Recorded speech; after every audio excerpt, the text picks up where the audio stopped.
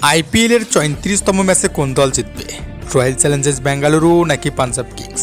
তা ম্যাচের আগে ফলাফল ফাঁস। আশা করি বিস্তারিত জানতে পুরো সময়টি আমাদের সাথেই থাকবে। আইপিএল এর এই মৌসুমে দুর্দান্ত পারফর্ম করে যাচ্ছে রয়্যাল চ্যালেঞ্জার্স বেঙ্গালুরু বনাম পাঞ্জাব কিংস।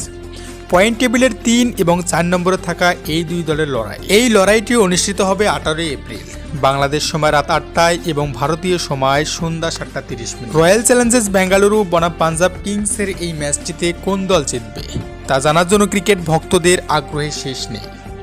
তাই তো জ্যোতিষী টিয়া পাখি ম্যাচের আগে ফলাফল ফাঁস করল। জ্যোতিষী টিয়া পাখির সামনে রয়্যাল চ্যালেঞ্জার্স বেঙ্গালুরু বনাম পাঞ্জাব কিংসের পতাকা রাখা হলে জ্যোতিষী টিয়া পাখি সেখান থেকে রয়্যাল চ্যালেঞ্জার্স বেঙ্গালুরু পতাকাটি তুলে তার মালিককে দেয়।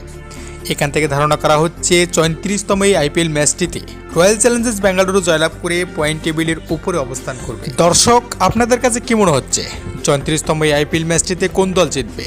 তা অবশ্যই কমেন্ট বক্সে কমেন্ট করে জানাবেন। ধন্যবাদ সকলকে এতক্ষণ সাথে থাকার জন্য।